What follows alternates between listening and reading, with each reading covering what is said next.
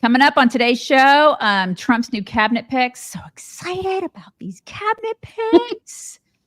Oprah is confronted on getting money from Kamala. And Ella Emhoff's new venture. I know everybody's so excited to hear what she's doing these days. All that and so much more. Please check us out on all of our socials and then click subscribe to this podcast if you haven't done that already. We really would appreciate that. You can check out all of our socials, all the things, our podcast, everything, chicksontheright.com/links. Also, claim your eligibility for free silver and get your free Birch Gold info kit by texting the word chicks to 989898. Birch Gold is awesome. Do it. You guys, there are 13 monkeys still on the loose in South Carolina. They're going to be her pets, you guys. So going to be. I mean, that's pretty good. Like, it started with 43 monkeys. Now we're down to 13. That was as of, I think, 12 hours ago. Are they all female? Left. They're all female. I think so. Aren't they? Yeah. Yeah. And itty. They're like 6 or 7 pound monkeys. Yeah. I mean, I asked that so I know they can't reproduce. Right. Like they can't go off and like get like have frisky baby. Together. Yeah. They can't get, let's get it on. They can't do that in the woods. Correct. You know? And I think, I don't know when monkeys get busy in that way, but they have like monkeys. They have designated. Monkeys. Oh, okay. I was going to say they have like designated times. Like what? It's like the 4th week of the month or something. What is that? No, I meant like in their entire lifespan, if they're old enough to be into that sort of thing. I don't know the monkey sexual cycle. Right. Okay. But I did see, and I don't know where in Georgia, but I did see on Twitter yesterday, there was a video from somebody in Georgia that had one of those, you know, like woods cams or whatever, like forest cams, and set up and overnight saw a monkey like walk in front of it, like in the middle of Georgia. Yeah. And so I don't know if the South Carolina monkeys traveled that. They couldn't have gone that far. There's no way. I don't know. I mean, we have those wildlife cams too on our property. Yeah. And we've seen some like just weird animals and also just all sorts of crazy stuff. But if I saw a monkey, I'd be like, what? That would be nuts. I don't think it's a South Carolina monkey though. I don't know. Maybe way by the coast. Maybe so the monkey Georgia. Well, maybe they hitched a ride. Maybe the monkey hitched a ride. If it was like Savannah area of Georgia, that's possible. Maybe it hitched a ride. Maybe it was like out there on the highway. Like obviously, if it was, I would have picked it up. I would have been like, "Oh, do you need a ride? I will take you to Georgia. Do you want to go to a Savannah banana game? Actually, get in the front. Get in the front. I'll hold you." That would have been you.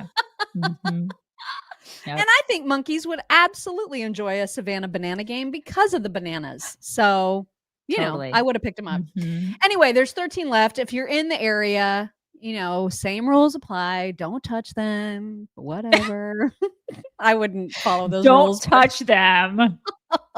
Wink, but wink. You can. Yeah, right. You want to follow the rules. You can. Exactly. You guys, huge news out of the cabinet picking world, and there's some picking happening all up in here that we need to talk about. First and foremost, Mike Waltz, the representative from Florida, is going to be Trump's national security advisor. This is very, very, very, very, very good news. So the longtime Trump advisor that you all know and love, Stephen Miller, he has been announced as deputy chief of staff. So I guess he'll be reporting right into Susie. I'm assuming that's how that works. And so that's also very, very good news. And what else do we have? Kristi Noem has been tapped as Homeland Security. She's going to replace Mayorkas, you guys. OMG. I mean, this is by Mayorkas. Oh my God. I love this so much. I really, really do. Badassery right there. Yeah. And I know people are mad at her still about I know with the dog thing. And I know the like the dental thing. I mean, all the I'm letting it go.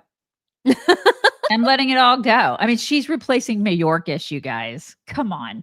I think she'll be great. I think she'll be great. Right. Any animosity you had Let it go. Let it go. Yeah. Yeah, I think she's going to be a very, very, very effective DHS secretary. Also, Lee Zeldin is going to be head of the EPA. This is also a fantastic pick. Very good. He's doing really good on the picking, you guys. It's just getting more and more and more exciting. Now, this isn't confirmed, but the New York Post said yesterday that Kash Patel is a top contender, not just for CIA director, but potentially the director of the FBI. I don't know if this is going to happen, but this is being discussed. You know what? Trump really hates women and brown people, doesn't he?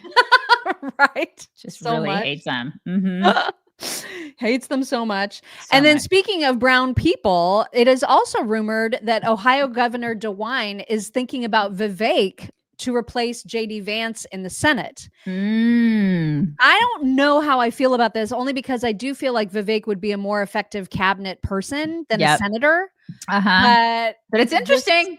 It is interesting. This is very interesting. He would be great in the cabinet, but putting him there would set him up for like in the next 4 years. Oh my God. I mean, just the experience he would get there, and then he would be set.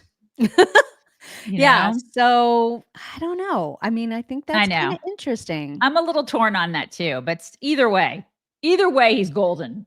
Yeah. Well, and people are worried about the UN ambassador pick, Elise Stefanik, only because she's currently a New York representative. And we just clinched the majority in the House yesterday by the skin of our teeth. It's at 218. And that's a loss. And so, you know, Kathy Hochul would be setting up a special election to replace Elise Stefanik. And there's a chance a Democrat would win. And so there's a risk here with Trump, you know, picking out people that are in the House. Vivek would be a great choice for cabinet because we're not losing him from somewhere. Do you know what I mean? Yeah, I know what you mean. Yeah. People are like putting people out there for press secretary. I think both of us can agree that we want Scott Jennings to be press secretary. Oh, that'd be amazing. I don't think he'll do it, but I think you don't. You don't think he'll do? I don't think. I mean, the CNN thing is probably a pretty sweet gig. Oh my gosh, but it'd be so great. It would be great, but I see rumors around that there's like some hot blonde that's being considered. A couple of different hot blondes. I saw the hot blonde. Yeah. We don't need it. Nah, just Scott. Think of the people he could spank. I know, man. You know? I know. I know. And then over on the Democrat side, hilariously, I saw this on Twitter yesterday, and it is a picture of John Fetterman with a caption reading, "Breaking. Some Democrats are now saying John Fetterman is the future of the party, hinting at a possible 2028 presidential run." Was that parody? Are they serious? That was serious. That was. It's like serious. It'll be him, and then that is it Schlossberg the Kennedy, the ugly Kennedy, the not so good looking Kennedy, as the running mate. That's the Democrat Party. No, thank you. You can't see our faces. If you're just listening, you can't see our faces. It's like we smelled something bad. Okay. But that is not what happens when you take a whiff of Field of Greens, you guys. This green powder, which you would think, ew, green powder, no thank you. That sounds disgusting. But it's not.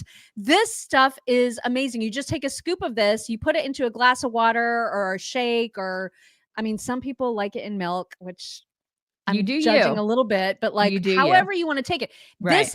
This gives you all the fruits and veggies, nutrients, vitamins, and supplements that you get from fruits and veggies, all in a green powder, and it tastes delicious. This particular flavor is wild berry, and to me, it tastes like a glass of blueberry juice. So good. So good. And what's the best part about Field of Greens is that it is so... They believe in their product so much that they expect you are going to see results. Your lab results are going to change. You're going to see a benefit or your money back. So, I mean, that's some serious standing behind their product right there. And so you can get better health by simply visiting FOGCHICKS, F-O-G, chicks.com. When you use code CHICKS, you're going to get 15% off plus free shipping on your order of Field of Greens. I know you like the lemon lime. I do. Which it tastes like sweet tea. So good. So they should start listening to us when it comes to naming their flavors. Right. because it's blueberry and sweet tea. That's what they should be called. But on the website, it's actually lemon lime and wild berry. So if you're looking for those flavors, check them out. fogchicks.com. All right. Yesterday we had the glitches in the show. I don't know what happened with the sound. We dealt with them. We had to restart the show. That was a huge bummer. And so there were a lot of super stickers that we missed. We're gonna address all of them at the end. We're gonna do that at the end of the show. We appreciate everybody so much for sending us super stickers and Venmos and all of the things. And so we're just gonna save those all for the end of the show, and we can announce them all together. That is the plan. Yes. All right. Wanted to show you this headline as well. The Daily Mail said that Melania Trump has snubbed tea with Jill Biden and is skipping out on their traditional first ladies meeting. And I loved what Nicole Sapphire said about that. She said, if someone called my husband evil and other derogatory names, I would skip tea also. Time and respect must be earned, not expected. I'm right there with her. I would not go either. I would be like, up yours.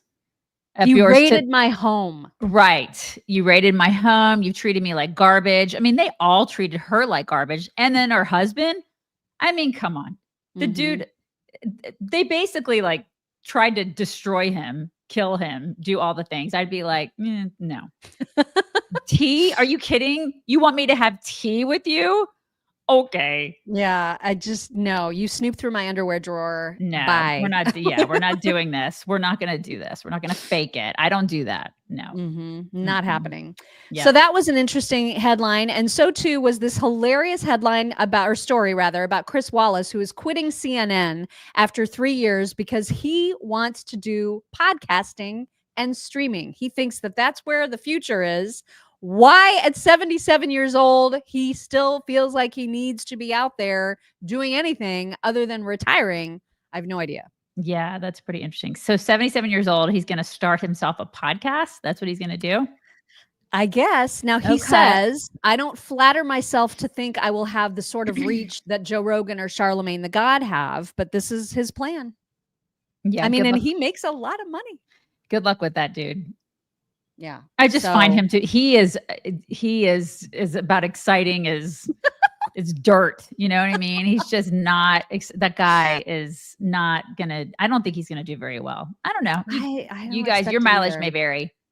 Well, didn't he already try to do CNN Plus or whatever didn't they have that for a while? And then he stopped that because no one cared. No one listened to him about it. Well, no one cared about the CNN Plus thing, period. But yeah. I mean, him on a podcast. Thank you, but no. No. No.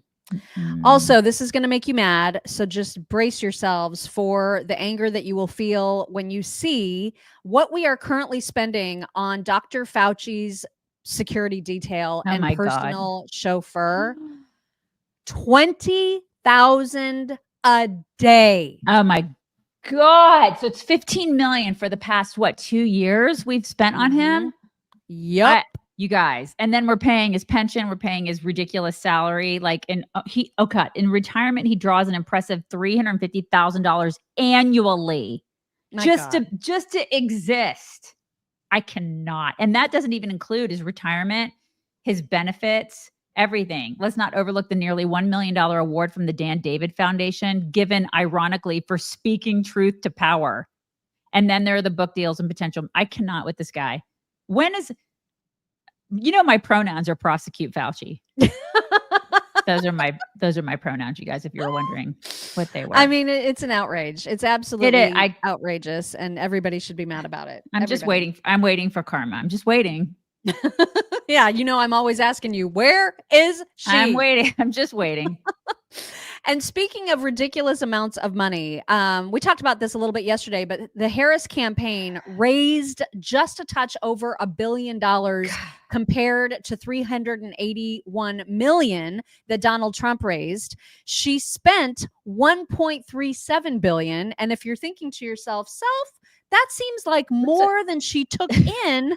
Yeah, it is. It totally is. Congratulations. You're you right. can do math. She cannot. And this is how she was going to run the country, you guys. Right into the ground. Yeah, this is why you always hire somebody from the private sector to run the country. At least from now on, I hope that people start thinking about doing that. Yeah. God. This is why he's going to do it better. This is why he's already doing. This is why the Dow was like, oh, wait, he's president now? Yeah. This is why. Yeah, the Trump effect, man. It is a real thing. And of course, a lot of that money that the Harris campaign spent was on celebrities. And now we know these are the numbers that are being thrown around there. $10 million to Beyonce, who did not even perform. She didn't do anything. She didn't do anything but get on a stage and maybe say a few words. Can you imagine getting $10 million to just say like a couple sentences? I wonder if some of it had to do with the fact that they used her song. Like maybe that's part of the payment. That freedom, I don't know. that freedom song. Oh my gosh. I know. $5 million to that twerking weirdo, Megan Thee Stallion. 2.3 million to Lizzo. Wow. 1.8 to Eminem and $1 million to Oprah. And then because they had the Call Her Daddy host come to them, they built a set for $100,000. These people, and it wasn't even all that impressive. No, it's crazy. Oh my God. Can you imagine if they gave us $100,000 for a set? Oh my God. You and I would build the set for $5,000 and pocket the rest. We absolutely would. That's what and we if that do. wasn't allowed, we would have like live animals for totally sure in the set. Lions and tigers and bears. Oh my. That's right. That's totally. right. So on the Oprah thing, there were reporters, or I don't know if this was TMZ or whoever, but a reporter caught up with Oprah yesterday and asked her, about her payment, which she denied. And you will see that right here. How do you think the election went? Not talking about the election. Oh, you're not talking about it? Is it true that they paid you $1 million for the endorsement for Kamala? Not true. Not true, okay. I was paid nothing, ever. What do you think about all the celebrities with their mass exodus? I'm not talking about it. Do you think Prince Harry's gonna lose his visa now that Trump's president? Thank you, Oprah. The problem with the denial, of course, is that there are receipts. And so the FEC records show two separate payments of exactly $500,000 apiece from the Harris campaign to Harpo Productions, which is Oprah's company, which she owns. So for her to deny this, come on. Well, I mean, she was nominated for an Oscar. She's an actress. She can act. This is what she does. This is what these people do. They act. They lie. That's what they do. Liars. Something special about Cozy Earth, not just the fact that we love Cozy. I'm like head to toe Cozy Earth right now because this is their jogger top, and then I also have the jogger bottoms on. What's amazing about these from Cozy Earth is that they are so temperature regulating, and so I wore these in the hottest of summer and felt fine, and now it's very, very chilly, and I also feel completely fine. I don't know what that magic is in their soft bamboo. It's viscose from bamboo. Viscose from bamboo. It is freaking amazing. I don't understand the technology, but it is phenomenal. And according to Superfan Sid, the customer service is also off the charts. Check out this video testimonial. Mock and Daisy, I got to share an amazing testimonial with you about Cozy Earth. So as you know, I ordered the awesome bamboo sheet set, and I've loved it. But something happened when I washed it, and it discolored part of the sheet and pillowcase, the fitted sheet. I don't use the flat sheet. So I put a warranty claim in, and they said, we're going to honor the fitted sheet and pillowcase, but unfortunately they no longer make that color, so I'd have to pick another color. And so they ended up replacing the whole set, told me to keep my current one and do whatever I want with it. So I got it. I thought that's awesome. Didn't think anything else of it. And in the mail came a handwritten note from the founder and CEO, Tyler. And I wanted to read this note, and this says a lot about the company and how Tyler went out of his way to handwrite a note to me. So how awesome is that? So I wanted to share this testimonial. Feel free to share it on your show, but that is an awesome, awesome sponsor. Not every day do you get a thank you card in the mail from the founder and CEO and handwritten. All right, have a good one. It's true. And he did read the note. I had to cut it down just because it was a really long video. Thank you, Sid. But basically, the CEO said, here's my personal email. Let me know your thoughts. Thank you so much for your loyalty. Here's another 40% discount for you. Like, really, really just above and beyond. And that is Cozy Earth. If you are looking for a high-end luxury gift item for someone that's really hard to shop for, think about bedding from cozyearth.com/chicks. Use code CHICKS. You will save 40% off, and you will be giving the gift of luxury. It's good stuff. Man, it's so really good stuff. Cozy. I mean, it's just the best stuff ever. cozyearth.com/chicks. And then, of course, use code CHICKS. Speaking of Lizzo, can we be mean for a minute? Always. I am always here for you to do that. So many of our text exchanges, you guys should know this about us. It'll start with me going, or her going, can I be mean for a second? And I'm always like, I'm your Huckleberry. I'm right here for you. So Lizzo, she made a video yesterday, or maybe not yesterday, but like after the election was won by Trump. She decided to make a video of her writing a note to the world, just saying, hi world, and like, it's all going to be okay. Love ya. You know, whatever. Okay. First of all, she's left-handed, which is fine. Like I'm not at all dissing left-handed people, like whatever. But the way she holds a pen, you guys, is weird. What? She holds it like she is some sort of 2-year-old. Okay. I could not believe that this is how she writes, and that she actually writes kind of nicely. Like the penmanship isn't terrible, but I had to make fun of the actual way that she held the pen, because she holds it in a fist. Oh my gosh, that's really weird. Right? Yeah, she holds it really weird. Yeah. Yeah. My husband's left-handed, and he doesn't hold the pen like that. That's really bizarre. I've never seen anyone hold. Yeah. I just Brenda, don't see that. Do you hold the pen like that? Brenda's left-handed. That's weird. I mean, and she wrote really well. You know She what I mean? did. That's what Yeah. was. But she's like, wow. That was just crazy to me. yeah. Had to point it out. If very you're strange. listening and not watching, and you look at this after the fact, go to the 21-minute mark of this video and you will see it. Very bizarre. You got to see that. Like I was not prepared for that. I just wasn't prepared. Okay, so moving on, we need to talk about Trump's video that he released about ending the Department of Education.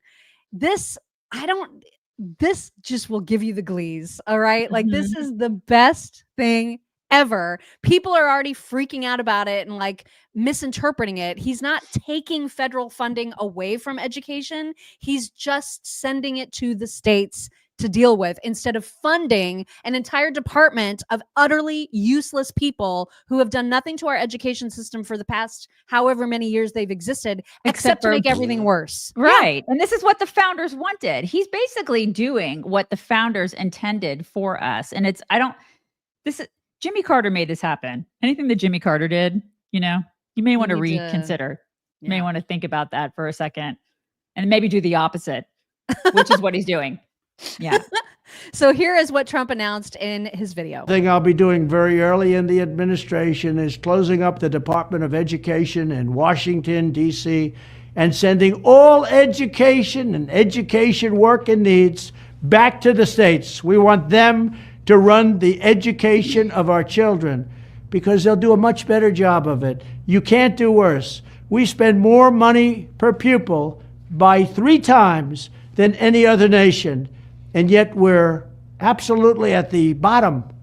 We're one of the worst. So you can't do worse. We're going to end education coming out of Washington, D.C. We're going to close it up, all those buildings all over the place. And you have people that in many cases hate our children. We're going to send it all back to the states. Thank you very much. Yeah. And not exactly. Oh my gosh. Yes, exactly. And then we won't waste the money. There will be no money wasted. Think about that. Because then you're basically taking out the middleman. There's the ridiculous bureaucratic administrative bullcrap, indoctrinating middleman that we're taking out. And it's like, again, we're cutting the fat. And there he is. There's his face. So Jimmy Carter on the screen right now, it's a meme that Elon Musk posted that says, in 1979, I created the Department of Education. Since then, America went from first to 24th in education. Yeah. That's pathetic. It is That's pathetic. Yeah. So let's fix that, shall we? And it sounds like we're about to, which is Yeah. fantastic. Uh-huh. You know how Michael Knowles, he travels to various college campuses and takes questions from the audience. There was a kid in the audience who asked Michael Knowles about this very thing, about ending the Department of Education and Trump's plan to do it. And his response to this person is everything. You guys are going to love, love, love this. Behold. What are your personal opinions on President Trump's recent announcement that he plans to deconstruct the current Department of Education and give the power back to the states? And what can you say to potential people with families or people with children? What can you say to comfort them about this specific, at a loss for a word, announcement that he's made? Well, in answer to your first question, what would I say? I guess I would say, zippity-doo-dah, zippity, my, oh my, what a wonderful day. That'd be the first thing I would say. And what would I say to the parents who are concerned? I would say, plenty of sunshine heading your way. Zippity-doo-dah, zippity-yay. That's what I would say. The Department of Education has been a complete failure. It's been not only been a huge waste of taxpayer money, but it's one charge, which is to make students smarter and better educated. It's completely failed at over its 40 plus years of existence. Test scores have gone down. So it's just a complete joke. It's really good at forcing local schools to adopt the latest LGBT craze or whatever, but it's not good at much else. So I say good riddance. Bye-bye, Department of Education. And I tell parents your kids are going to get a much better education as a result of it. Can't wait. And all the politics that are in it. I mean, shut up. All you like Randy Wine, whatever your name is. Oh my God, the unions. And you know they're all just like hating their lives right now. And Yeah. I'm there for it. I'm just, is that wrong? It's not. If Is it that's wrong, I don't want to be right. At least not in this case. Oh my God. I just love that. He's like, I know. zippity-doo-dah. Love it. Love it. Love it. Love it. And apparently there are freakouts happening across federal department employees. There was a news report about that. And you can just hear the disdain in the reporting. Like you can hear how mad everybody is about this, but I love it. Here it is. Feeling of dread among everyone. CNN's Renee Marsh is with us now. Renee, what are you hearing? Well, John, we are in a new dystopian hellscape. That is from a federal employee via text message last night. And that is the mindset of many of the 2 million federal workers anticipating Donald Trump's return to office. Now, to be clear, what Donald Trump is promising for federal workers is unlike anything we have seen in our lifetime. He's proposing reverting to a structure of government that existed 141 years ago when political parties gave government jobs to their supporters. And that's what has federal workers who I'm speaking to so anxious and so scared about Trump's plan known as Schedule F. Now, it would give him the power to start these mass firings of nonpartisan career employees perceived as disloyal, who may get in the way of his policy actions at these agencies. As you know, Trump has obsessed on the campaign trail about the idea of federal workers being agents of the deep state working against him and his agenda. Now, some of the employees who lived through the first Trump administration say they are experiencing PTSD. One saying, quote, "We are absolutely having conversations amongst ourselves about whether we can stomach a round two." That's what one government employee told me. But it's not just the mass firings. We expect to see a second Trump presidency will also mean mass transfers of senior executives, relocation of agency offices, something we saw the first time around. I love it. Dystopian hellscape. That's my absolute favorite. It's like what's happening now is like in the office, you know, where the guys come in and they're like, what exactly do you do here? What would you say you do here? That's what's happening in our federal government. And they're being forced to answer, which makes all of these people really freaking uncomfortable because they actually have to answer. They have to answer the question, you know? And in the private sector, if you don't say, if you have nothing to answer for, If you say, well, I really just sit around, I drink coffee and push some and I make it around. worse. If you make everything worse, you're definitely there. You're fired. That's what happens, and we're not making pensions right off the backs of hardworking taxpayers. You know what I mean? So there's a lot of people, I don't know, myself included, I have some disdain for some of these people who just feel entitled to these jobs. You're not entitled. They should be panicking. They should be, because it's welcome to the real world. The party's over, That's how I feel about it. I'm sure people are going to be mad at me for that, but the party is over. I mean, it's time for some accountability, and it looks like we're finally getting it, and it's amazing. It feels amazing. Okay, moving on. We need to just there's been no change officially in the Senate numbers. If you look at the New York Times election needle thing, if you look at CNN's election results, it still shows 52-46. Obviously, Republicans have the Senate, but they will not call the race for Dave McCormick. Now, Decision Desk has called it. There's a few outlets that have called it, and Dave McCormick is he's assuming that he's going to be the next senator from Pennsylvania. He's like 40,000 votes ahead. There's no reason to think that this is going to change. And yet the other dude, Bob Casey, won't concede. And worse still is that Chuck Schumer will not acknowledge McCormick as a senator, nor will he let him come to the orientation that's happening this week. So it's utter bullcrap. They should at the very least invite him, even if some crazy thing happened and he didn't actually get the Senate. If like mysterious votes came in and Bob Casey said, they should allow him the courtesy of listening to the orientation. Right. But Schumer is a bitch, man. And so Senator Kennedy was on with Bob Hemmer and Dana Perino to talk about this. And he also had Senator Kennedy type thoughts. Called the Senate race in Pennsylvania for Dave McCormick, the Republican. Chuck Schumer and Bob Casey are not accepting that. And Schumer said this, that with over 100,000 ballots left to be counted in Pennsylvania, the race has not been decided. As is custom, we will invite the winner once the votes are counted, which means that Dave McCormick won't be able to be there for the orientation. What kind of game is Schumer playing here? When I first read the article, Dana, my thought was clowns to the left of me, jokers to the right. Senator Schumer has a fatal attraction sometimes to nutty ideas, and this is one of those times. What he's doing is petty. I know he's disappointed in the election, but he needs to go file a hurt feelings report, and let's move on. Dave McCormick should be able to attend orientation. Schumer's being petty? No. What? I can't believe it. Oh my God. It's like he's basically Nancy Pelosi in pants, just even more evil, if you can get more evil than Nancy Pelosi. It really is ridiculous. Let him come to the orientation for God, they're awful. These people are children. Just awful. They're toddlers. Yeah. They're toddlers. Yeah. Yes, they are toddlers. And sometimes, like being toddlers when you're Lizzo and you're writing like with like a crazy man fist with a stabby hand. Right. Joy.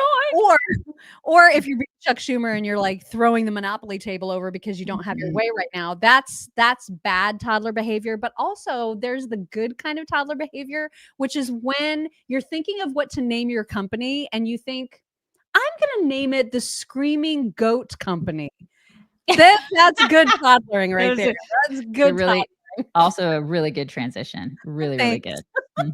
We've told you about them once before, but in case you've forgotten, and if you are a person who likes to host parties, if you like to entertain, and you are a charcuterie lover, look no further. If you are a big fan of artisanal cheeses, which, oh my God, that is me. Just all cheese. over the place. Cheese, you guys. Man. Come on. This is amazing. So Screaming Goat Company, they're a veteran-owned family business from Atlanta. They bring over 25 years of specialty food expertise. Their gourmet cheese and gift baskets have the best, yummiest artisanal cheeses and flavors from around the world.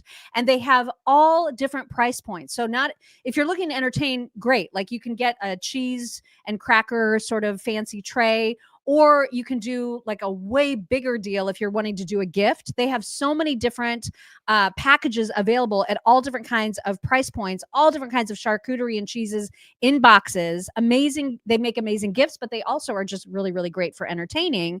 And they also have free they have Lux food travel experiences 4 times a year. So they're hugely into like global cuisine and learning about the different cheeses that are out there. And they can, if you're a foodie, they connect food lovers through these shared culinary adventures. So they literally take these trips where they go across the world on the hunt for amazing new flavors.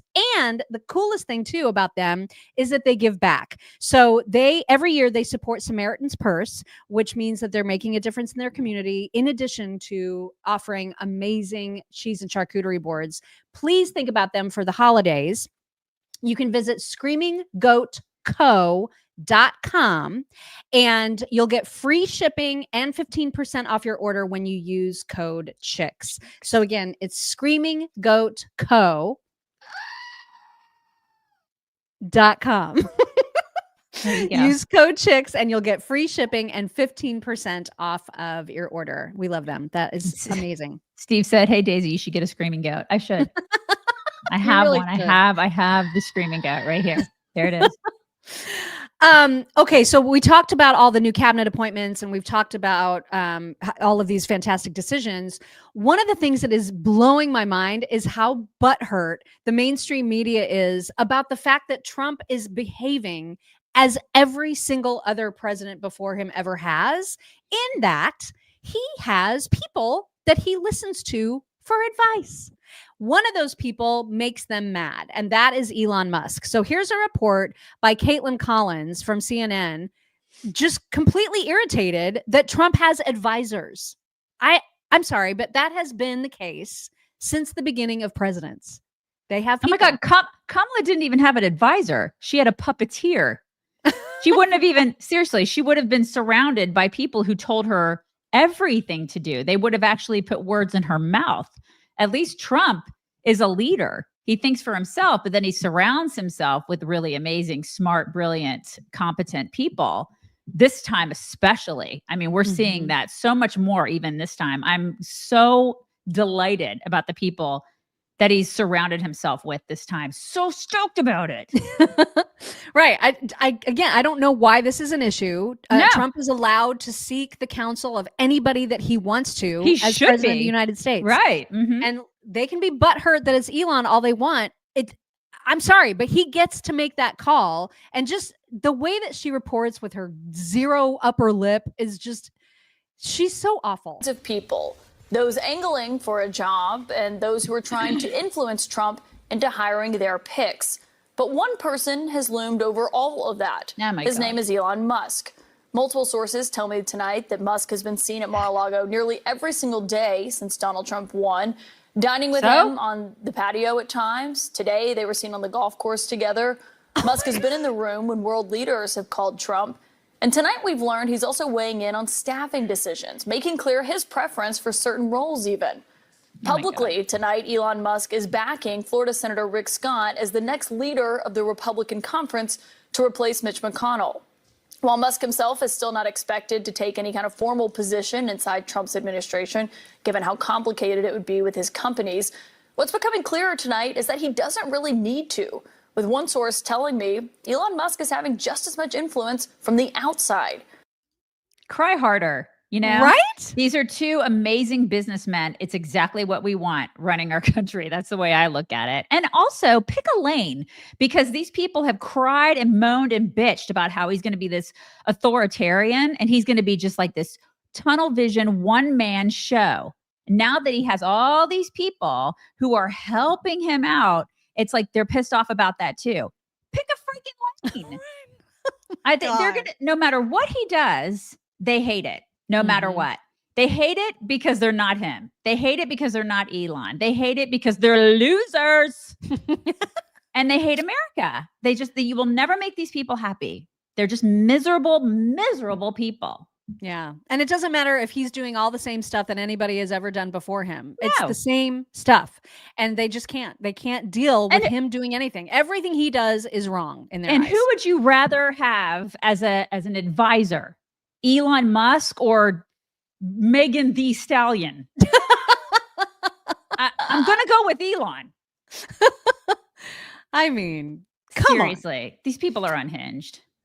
AOC right now is trying to pretend as though she really is interested in learning from the mistakes of this election when it comes to Democrats losing a lot. And she's on this listening spree. She wants to understand specifically people who voted for Trump and for her, or for Trump and other Democrats. And it's very interesting, the responses that she got to this question. She's asking why? Like, why did you, like, what would make you vote for Trump and me? Like, when they're so diametrically opposed. Here's the question that she posed, and then we can look at some of the answers. In fact, let's do this right now. If you voted for Donald Trump and me, or if you voted for Donald Trump and voted Democratic down ballot, I would really love to hear from you. This is not a place of judgment. I'm not gonna like put your stuff on blast or anything like that or dunk on it. That's like genuinely not the intent here. I actually want to learn from you. I want to hear what you were thinking, and I just want to hear from you. So if you did that, I don't even know if anybody like that is even watching this right now, but if you are, please fill out our little Q&A here and just tell me what your thought process was. So she got a lot of responses, which was a surprise to me because I don't understand these people at all. She doesn't either. I'm sure she doesn't either. But the overwhelming majority of them were like, you and Trump both are authentic. Real. You and Trump are real. You both care about the worker.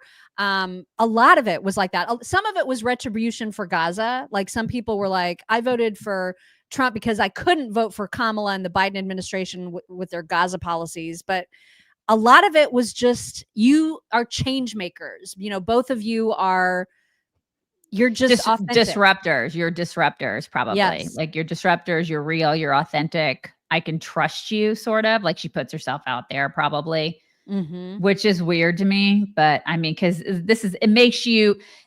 that makes me think that people are kind of dumb, though, because because they look at these candidates and they're not looking at policy as much as they are personality. And I know it's blurry, you guys. It's blurry for me too. It is. I can't see it either. A lot of the stuff is blurry today. We'll talk about that after the show. But yeah, so it's a little disconcerting for me that, like, that's why people it's a cult of personality for some people, and it's not about policy. It should be about, you should be voting up here and down ballot based on policy, not on personality, you know, because these people, you're not gonna be friends with these people. You're not, right. You know, that's what you're not gonna date them. So what I did see, like, a couple of the comments where they would say, I voted to keep checks and balances in place, right? Like, I wanted Trump at the top, but I didn't want him to be like super extra powerful. So I voted down ballot on everything else to make sure that there were some guardrails. Okay, that's interesting. So there are Democrats who were pissed off at the way their life was, right? Yeah. So Isn't really they're voting on policy, but then they heard messaging from the Democrats saying he's going to be an authoritarian. So I just wanted to make sure, listen, I love his policies because they're going to help me, but I want to make sure I keep him in check based on the bullshit messaging that the Democrats are giving me. How crazy is that? I know. Because what you're really saying is you're a Republican, but you're also stupid enough to buy into the Democrat messaging. That's what you're saying. That's dumb. Like, wow. It's an interesting experiment. I think she's going to continue it. So we'll see what happens.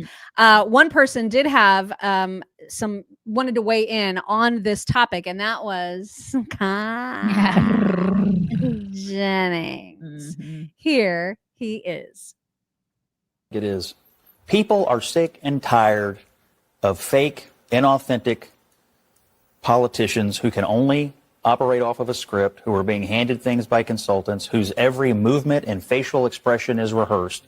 And the thing that Trump and AOC have in common is that they both appear to be authentically speaking what's on their mind and what's in their heart at any given time. It's as plain as day, the rejection of the political class in favor of the authentic class. And sometimes they're contradictory, and sometimes they say things that make you lift an eyebrow, but that's the thread. He's not wrong. Authenticity. Yeah. This is why people love Trump. This is why. They've always loved him, because he is a real deal. He comes out, he says it. I mean, as much as a lot of people hated the mean tweets, they were real. Yeah. And I mean, as crazy as she is, AOC is definitely real. I mean, she says crazy ass shit, but she believes it, you know? Yeah. And she'll get on, at all hours of the night and talk about how, I don't know what a garbage disposal is. You know what I mean? Right. This is what she does. And so people find that to be endearing. Going back to one of the picks that we talked about yesterday, Tom Homan being the border czar, which is like the greatest thing ever. There's somebody put together a medley, if you will, of Tom Homan's best moments. And it's just, God, he's going to be so good, great. You guys. Oh my God. Check this out. I'm Homan. You know, I wake up every morning pissed off on what this administration has done to our southern border. I respect the chair's authority, but the chair... Mr. Homan! I'm a taxpayer. You work for me. I got a message to the millions of illegal aliens that Joe Biden's releasing our country in violation of federal law. You better start packing now.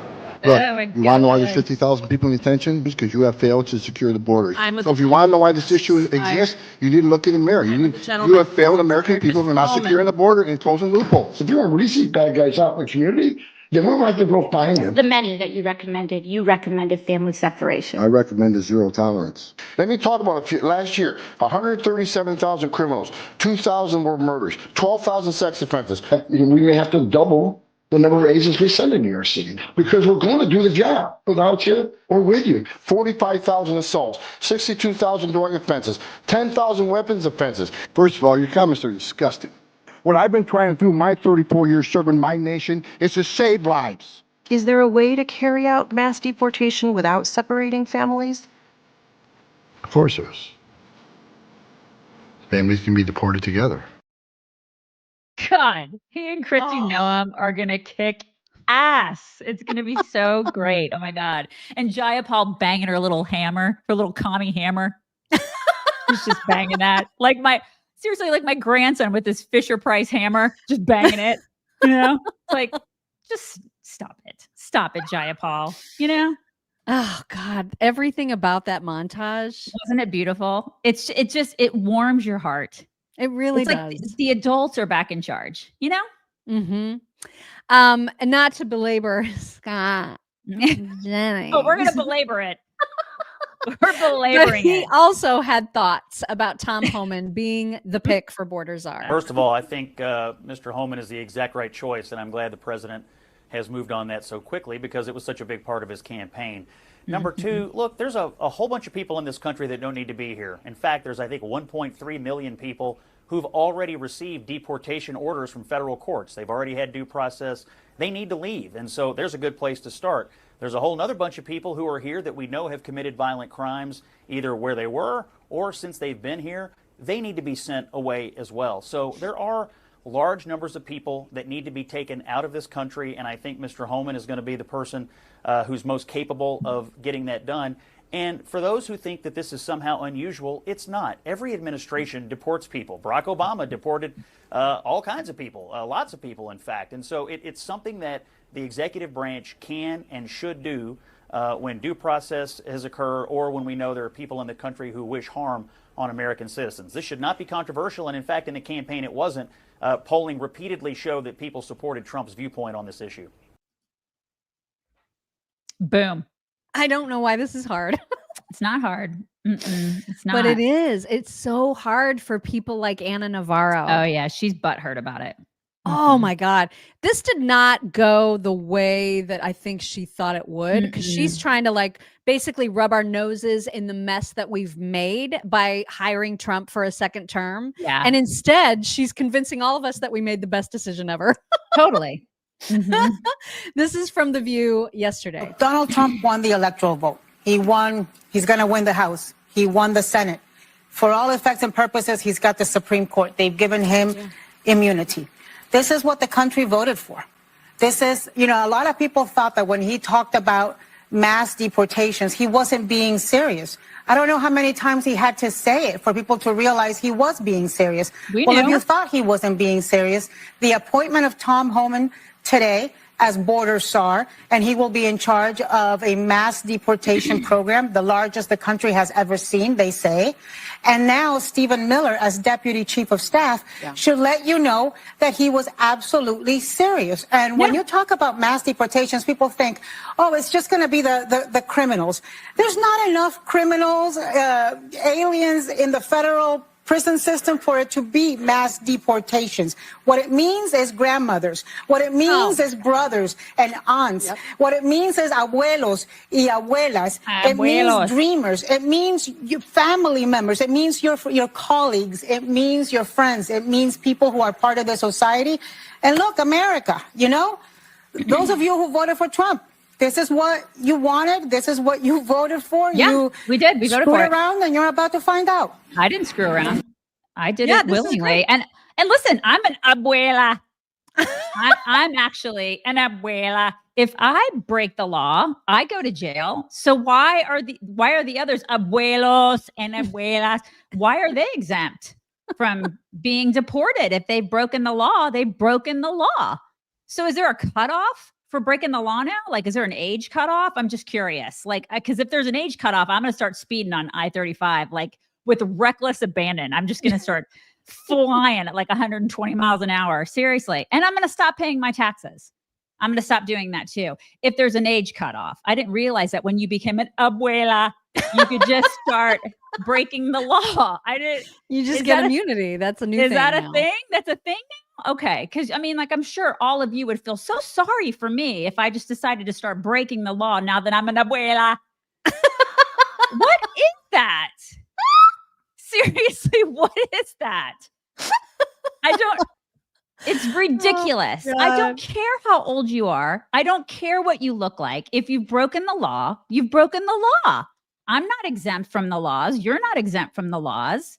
If you cross this border illegally, you have broken the freaking law. Why is that so hard for people? I don't know, but it's starting to sink in to people that I wouldn't necessarily expect it to. One of those people being another cast member of The View, Sara Haynes, who actually sounded almost like a conservative in this clip. I was listening to it and going, how is she? Are you just now figuring this out? This is the stuff that we have been saying for years. Here's Sara. Well, I think that the weaponizing of immigrants or equating immigrants to criminals was feeding off people's fears because the statistics don't support that.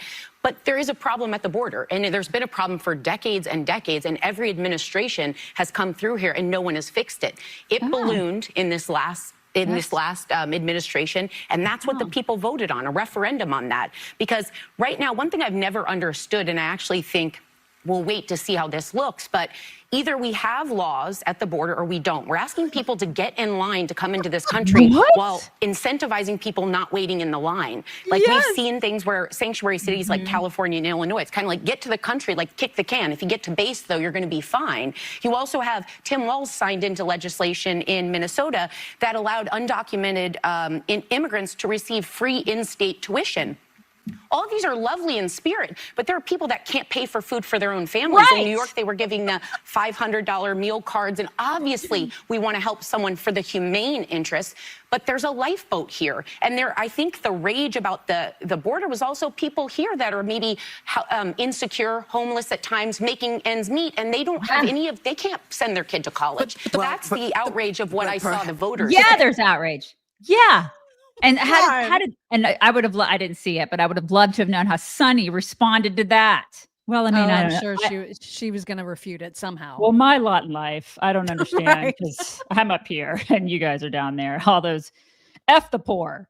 I just cannot with these people. How do you not get that? Yeah, there's a lot of people. That's why we elected this guy, is so he would take care of the problem, because there are a lot of people who have broken the law, who have gotten into this country, and instead of, like, I don't know, showing them that, hey, you broke the law, you're criminals, we're giving them like $3,000 a month and a place to live and free everything.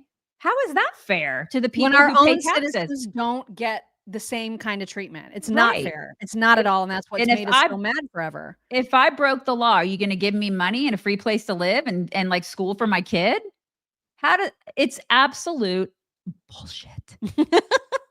It is bullshit. And also, the Trump effect is totally real when it comes to this issue, too. We've been talking about all the things that kind of happened in the world and here immediately after the news of his re-election broke.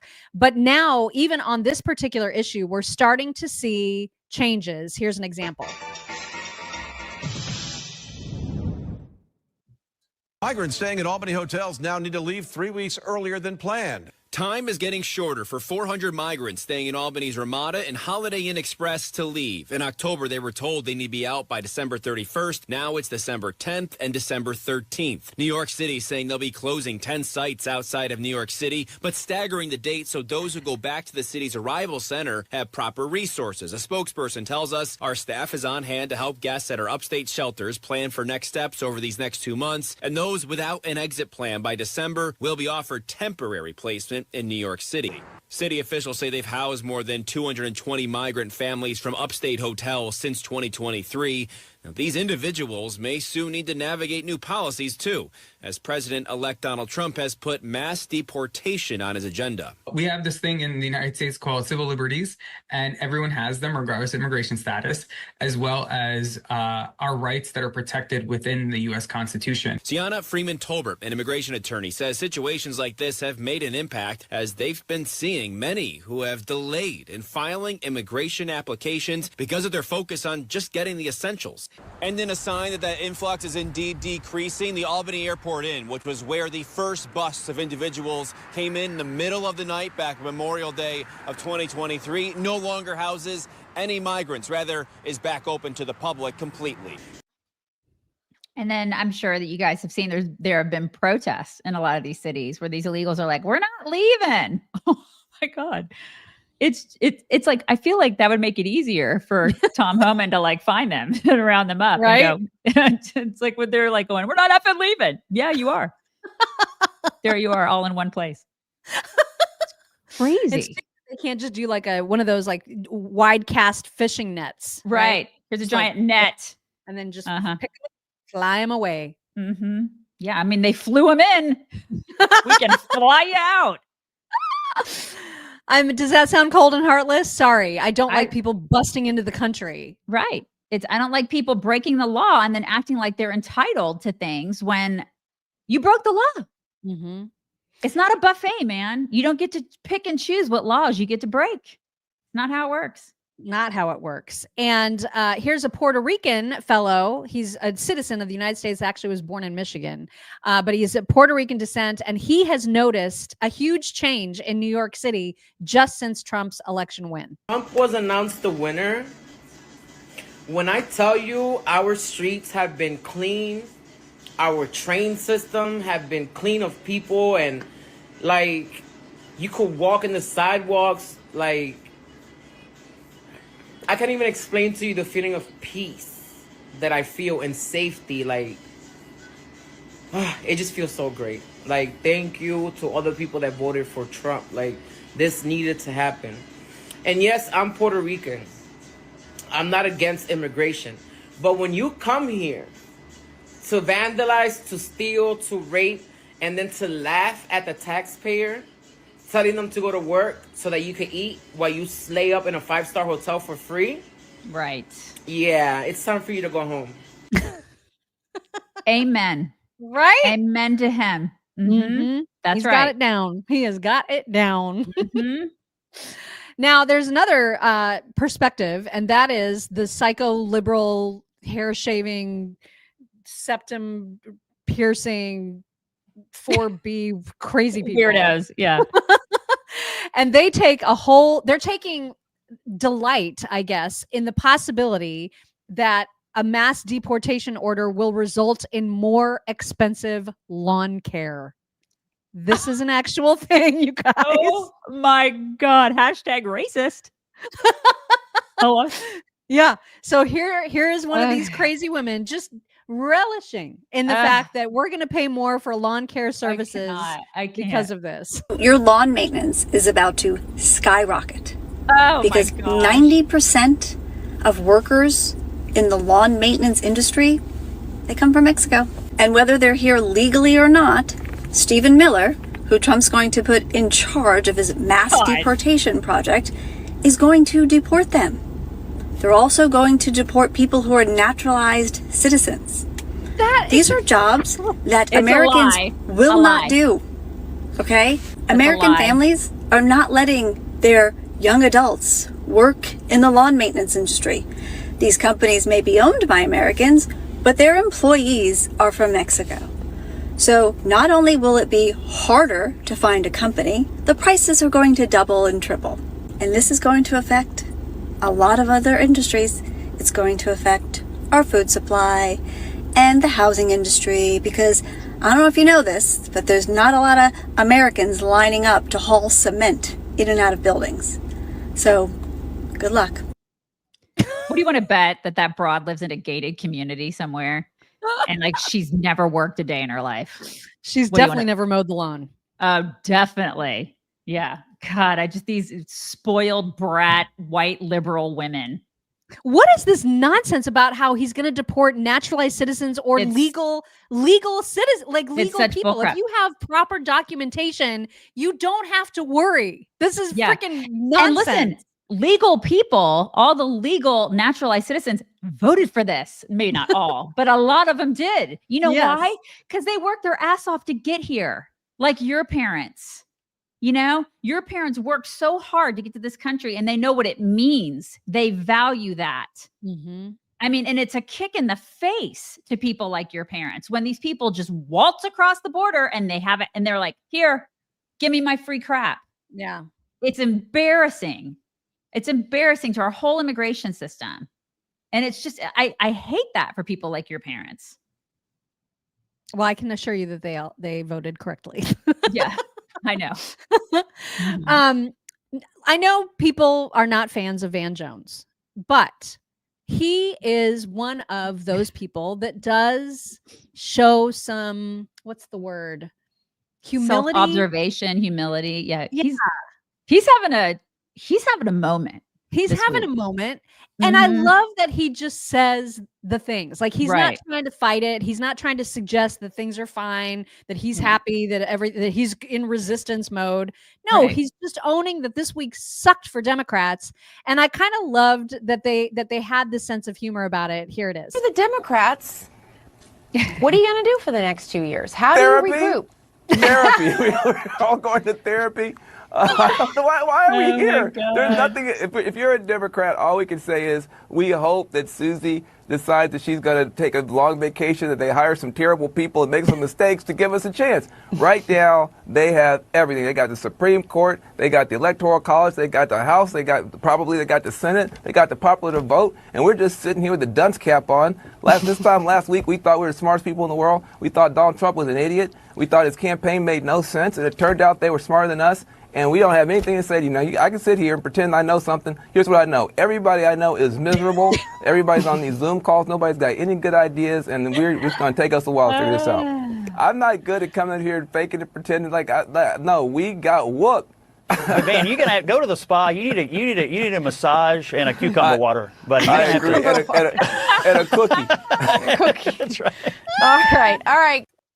I mean, you gotta props to him for admitting all that, right? I love that. And he posted that clip, by the way. Like he tweeted that out. and was like, it's not Yeah. been a great week. It's been a bad week for Democrats. A lot of them are like, just instead of looking inward, I think he just needs to eat a red pill. Just eat it.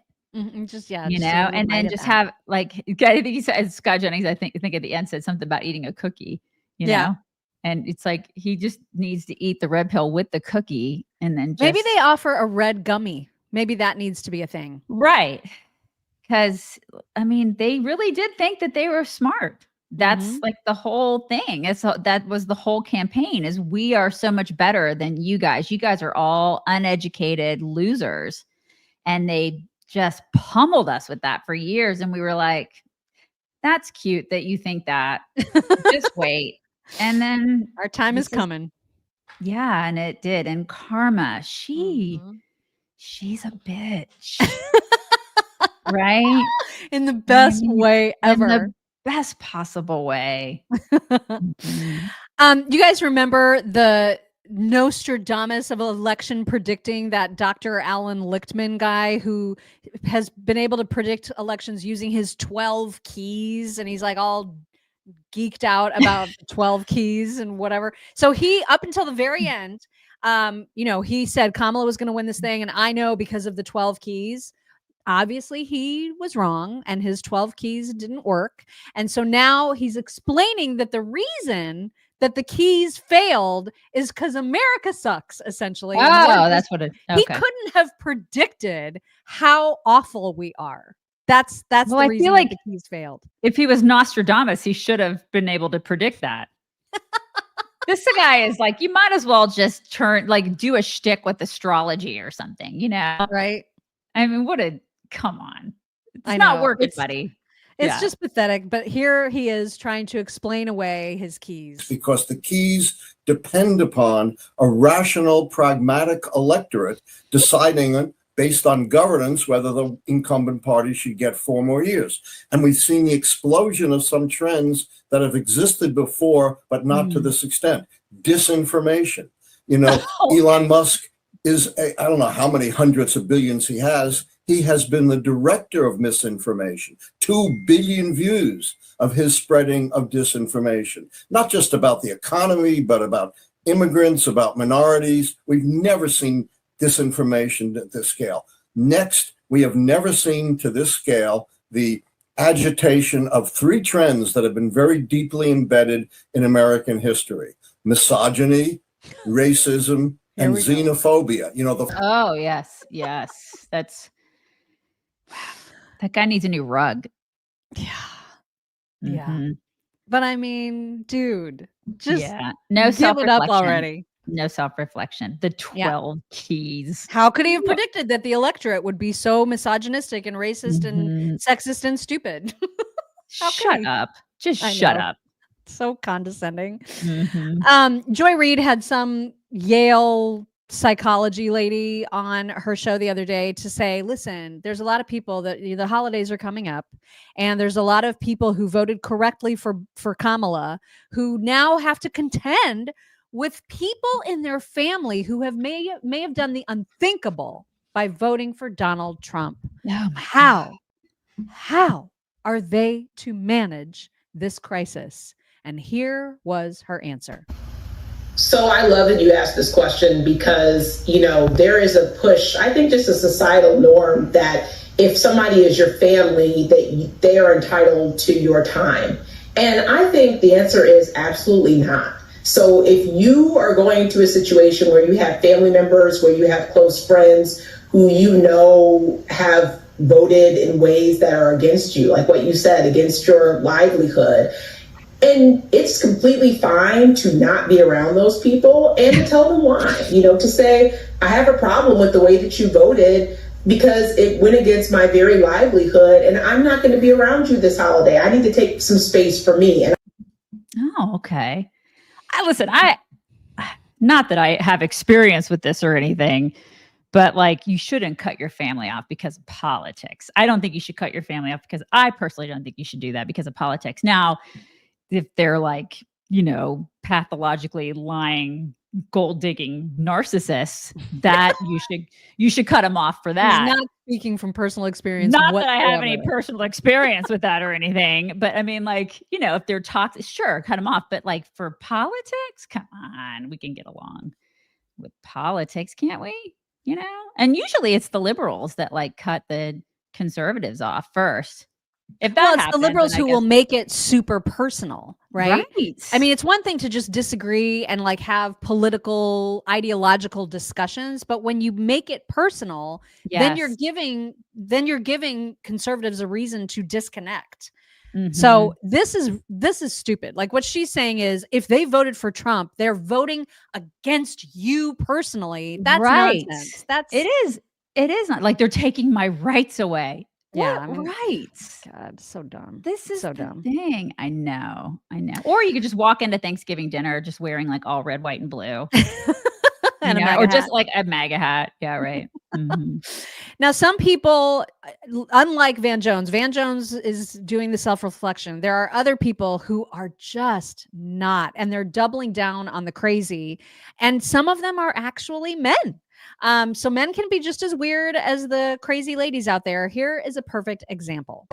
But the primary reason that Trump won wasn't because Joe Biden got out of the race too late or that Democrats don't understand or ignore the working class. Like I've said, the primary reason Kamala didn't win is that millions of Americans were deceived by the Trump campaign, complicit Republicans, the right-wing media ecosystem, Elon Musk, and a gargantuan amount of dark money, all supported by malleable algorithms. These devious forces pretended that, one, the economy was better 4 years ago when we were on the cusp of economic collapse. Two, that Trump had no real responsibility for the COVID catastrophe. Three, that crime was up. Four, that inflation hadn't been brought down and was the fault of Democrats in the first place. And five, all of our problems stem from poor immigrants in search of a better life.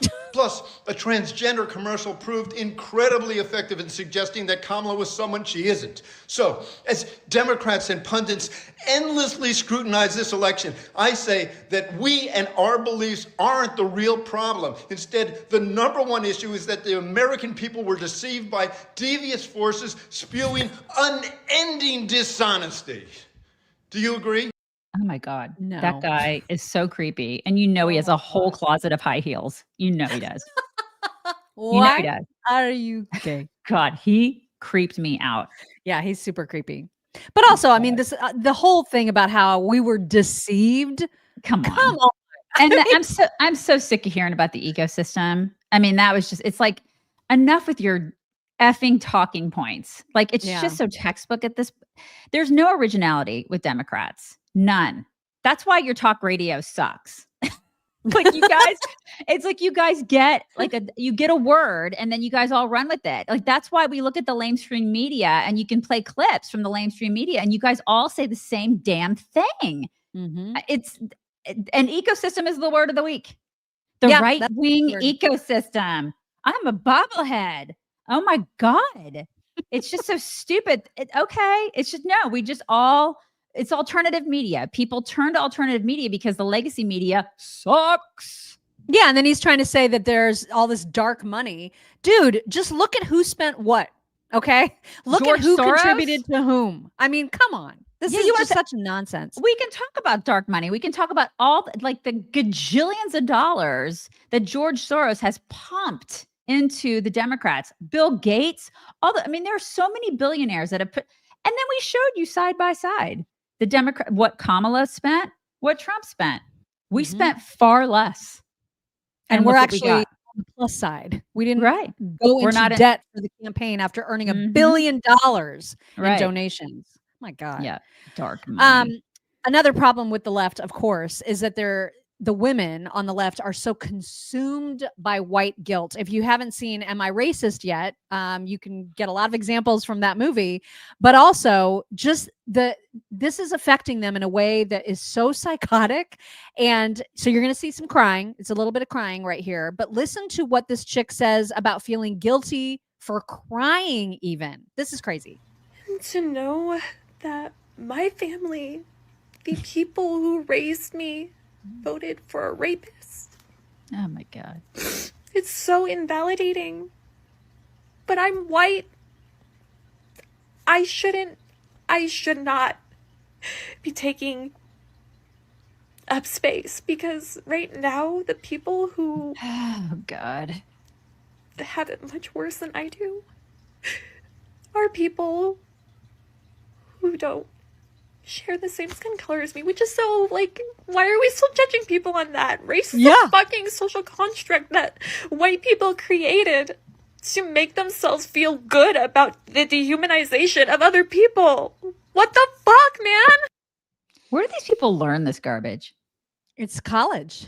I This mean, is DEI. This is the whole thing about making you feel like They just- you don't get to have feelings because we're part of the patriarchy and we've oppressed people of color for so long, and it's all bullshit. and also, and I would think some of it starts in high school. You know, some of it starts earlier than college, which is why dismantling the Department of Education will be a fabulous thing. You know, that will help, because I mean, this is just, it's insanity. And why do these broads get on? They cry on camera. Like, could you imagine setting your phone up? It's hard for me even to do, like, when we do ads and stuff like that. It's hard for me to even do that, like to set up my camera and be like, "Hi, everybody! Hi, I'm on camera." You know what I mean? I feel like such just a loser sometimes. Tool. I do. I feel like a tool talking to the camera by myself. Like, these people do it all the time, every day, and they want to show everybody every emotion that they have. Hi, I'm taking a crap. I'd like everybody to see me doing. Like, what kind of generation is that where they all do that? And they're like, I want to see everybody, or I want everybody to see me cry on camera. Right. It takes a different kind of human being to do that. Yeah. I can't imagine. It isn't normal. Like, and like the setting up of the camera and then sitting back and then crying for people that you don't know is and bizarre then to saying, me. I shouldn't be taking up space as a white person. The whole white supremacy thing is so crazy. Saw the most interesting perspective about it that we just had to share it. So you're going to see a man, and I'll show you the name of him at the end of his video, because he's got a whole website that everybody needs to go to.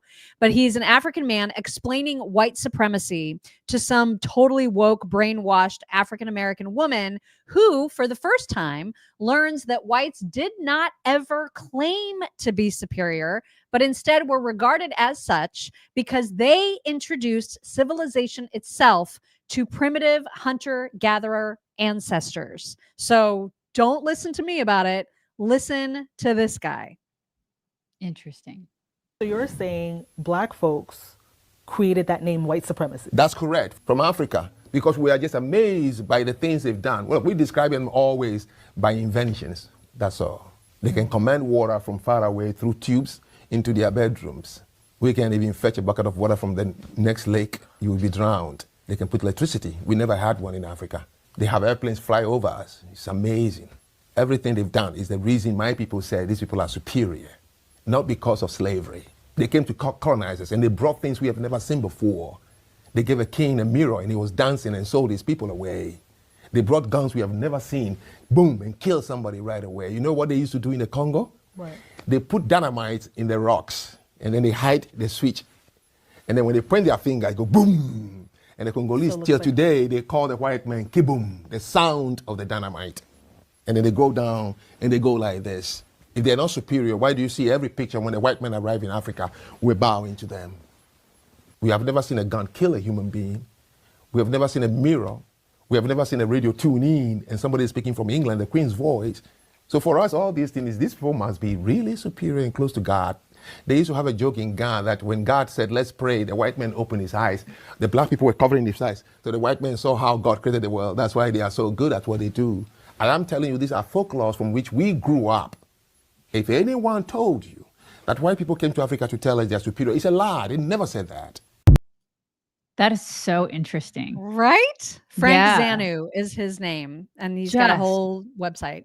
Just fascinating. I know. I thought that was so wow. I had not heard any of that before. Right. Well, of course you haven't. Right.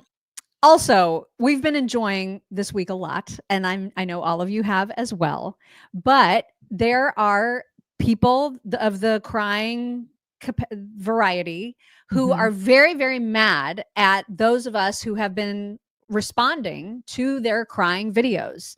And so this chick, she's pissed off at the commenters and wants us to know about it. Okay.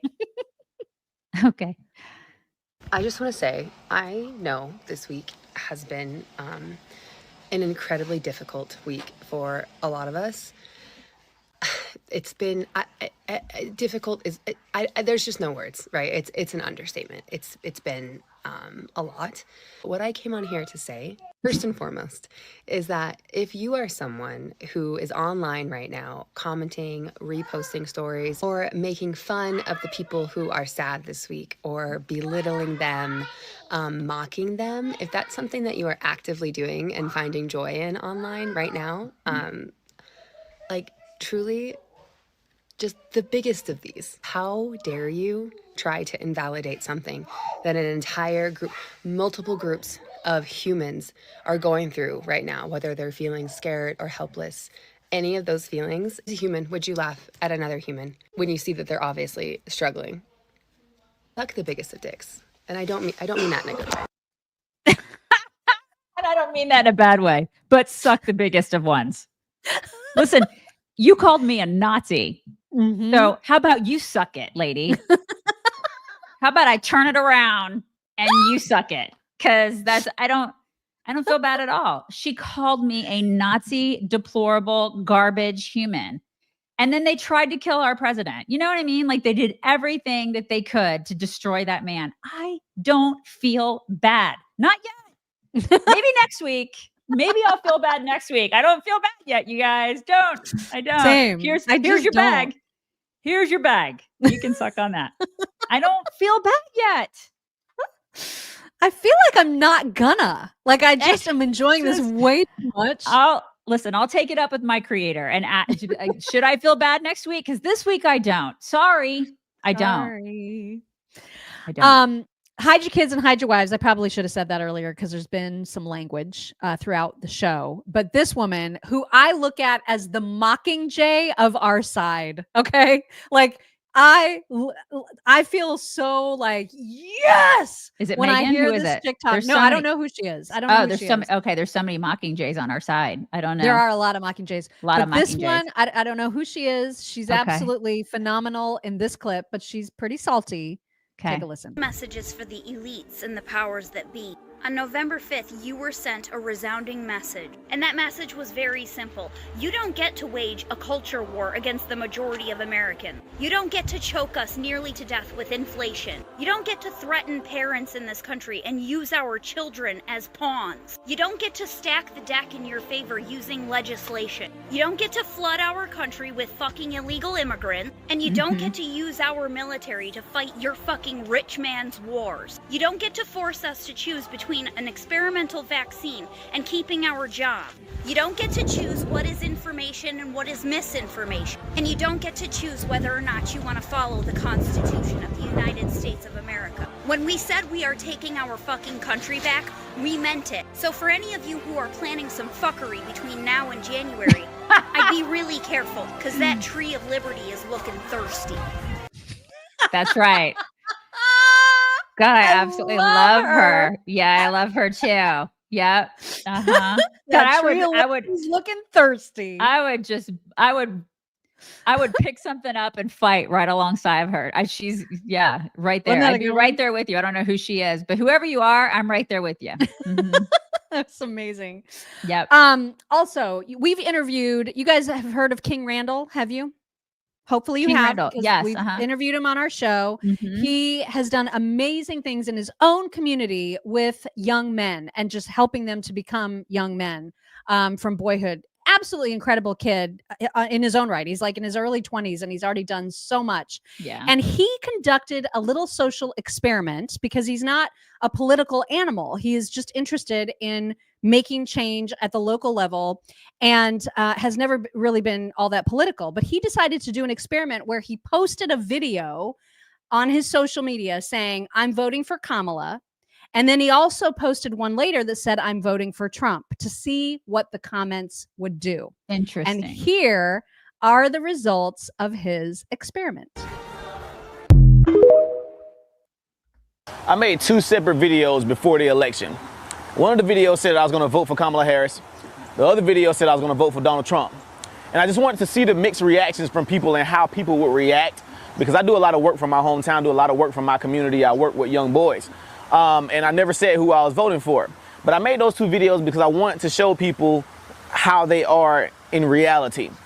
I made the Donald Trump video and I made the Kamala Harris video. Under the Kamala Harris video, you definitely had some Trump supporters like, well, we understand that you may have a different opinion or whatever, but we still support what you do. Maybe you'll wake up one day, et cetera, et cetera.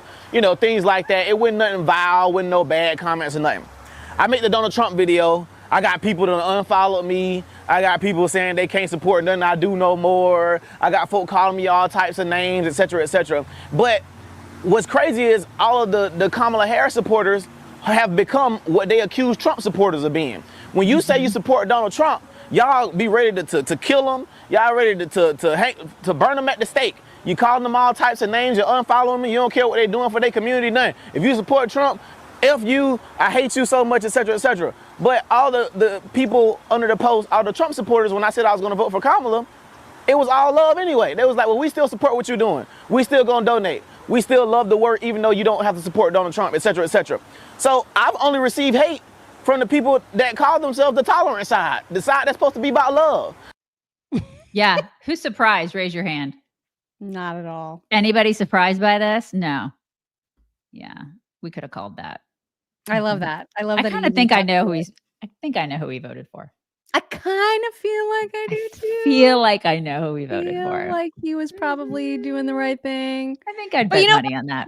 If he didn't, he really does do amazing things for his community. He does. Exactly. That's exactly how I feel too. Yeah. He's still going to support him. Totally. I think he's wrong, but I absolutely would support him because he's amazing. Yeah. Switching gears, yesterday was, of course, Veterans Day. And so Joe Biden gave an address were they at the White House? I'm not sure where they were, where he gave his address. Maybe it was at the White House. In any case, much of his cabinet was in attendance, as was Kamala and Doug Harris.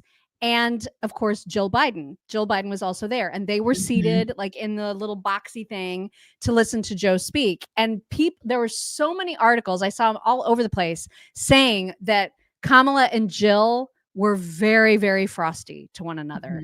And so we just have a little video to kind of show that they were not speaking, at least in this clip. Look at the smirk on her face. Look at Kamala's face. Scotch.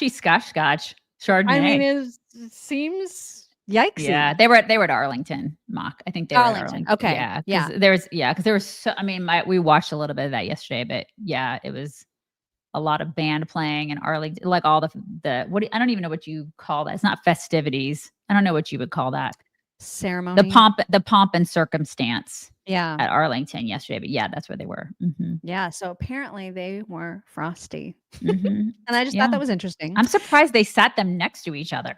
I know. I don't know if that's just standard, like if that's typical seating arrangement, but yikes, awkward. Yeah. Also, in order to prove that the rumors are not true about her having to be committed to some sort of insane asylum, Ella Emhoff, who I'm named for today, she released a new video to show everyone she's all fine and well, and she apparently has a line now of socks. So in case you wanted to look like Ella Emhoff and wear her socks. Yeah. Here is this is a visual only. So if you're listening, you can come back to the 128 mark and you can check out this amazing line of socks. Yeah, her socks, you guys. I'm not a fan. Who doesn't want to have socks like Ella Emhoff, the model? She's a model, you guys. What is she wearing? The socks say "I love me" on them. Who doesn't want that? I ask you. I don't want that. If she's a model, I am too. I could be a swimsuit model. I should be on the cover of Sports Illustrated if she is in fact a model. This is ridiculous. I know. I just don't understand how she's become such an icon of fashion. It makes no sense to me. She looks homeless. Exactly. Ridiculous. And here's something super interesting that has nothing to do with anything, but I thought it was super, super interesting. And that is Patrick Bet-David talking to people about how his studio had to be prepared in order to have Trump come and do an interview with him. So it's all about like, what does Secret Service do? Like, how do they get ready? And I didn't know any of this stuff and the extent to which Secret Service has to really get involved with studio and the production and all of it. Super interesting. I thought you guys might like this too. On the podcast, I want to know, what was that like behind the curtain? What was it like when he came through the office? How was he off camera? So great question. So first of all, 5 days before the interview, Secret Service came to our office every day to say, you need to move this, you need to move that, we need to build this, that can't be here, employees second floor need to be gone. So we had to move 100% of our second floor. We have around 40 or 50 employees. Everybody had to leave because they had to know 100, or they can stay and everyone needs to give their ID to find out what their background is. So we asked second floor to leave. Everybody's like, what's going on? People thought there was a termite issue because there was a tent. So they said, why is the tent here? Vinny's like, I think there's termites in this building. And that's what's going on. So we couldn't throw everybody off. Saturday, Sunday, they came back. And then on Monday, when they came through, 2 fire trucks, 2 ambulance, 1 fire truck, 2 helicopters, 40 cars outside. My wife brought the kids to meet the president, and Secret Service comes and says, man, we know who you are. You have to go park across the street for now because the president just showed up. Maybe in about 10 minutes, you can come back here. Super protective. In the back in our control room, there's like 500-600 buttons to press. They come in and they say, we can't do this interview unless if we press every button and mess. So imagine you're working the control room and they're going boom, boom, boom, just like a kid in an elevator, right? Wow. They're pressing everything, switch, switch, switch. Okay, great. So now our people have to come back and let's get everything back in control, what it was like to get it back in its place. And then once they showed up, the team was phenomenal. A lot of the folks watched the podcast, so it was friendly. I pull up on my Porsche and I see German Shepherd jumps in my car. Hey, sir, you got to get out. Boom. Looking at everything that's going on under the car, open this, open that, to the T. Snipers on top of the building. And then we sat down and we had the conversation. And then obviously an hour and a half later, people are downstairs lined up to want to take pictures, only the people that were approved. The entire city was shut down. Everybody on Oakland Park's Facebook page are like, there is something going on at Valuetainment. They're under attack. Something's going on. There may be a shooting. And they're like, no, the president. Isn't that amazing? It is amazing. I do find it funny that he's like, I pulled up in my Porsche. I mean, he could have just said, I pulled up in my car. Right. You know I picked up on that too, especially because he It's like- mispronounced it. I pulled up in my Porsche. If you're going to own one, say it right. Say Porsche. Yeah. Yes.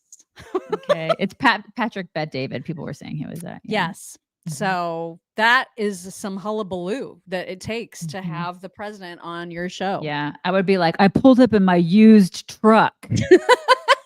That would be me. With like dog spit and all sorts of hair in the back. That would be me. It's so glamorous, you guys. It's so glamorous what we do on the show. We like to lead a glamorous life. Ooh, yeah. Speaking of glamour, can we just take a moment and be in awe together of Jaclyn Smith being almost 80? She's and ridiculous. Looking like this. How does she do that? Don't know. I would say the same thing about Martha Stewart. She looks amazing. Yeah, she does. She's like, I think she's like 80 years old. She's close to it if she's not already 80. I think she's older than that, actually. Is she older than 80, you guys? Yeah. She looks amazing too. I just watched her documentary and I have a newfound 83. respect. She's 83? She's 83. I know. Get out.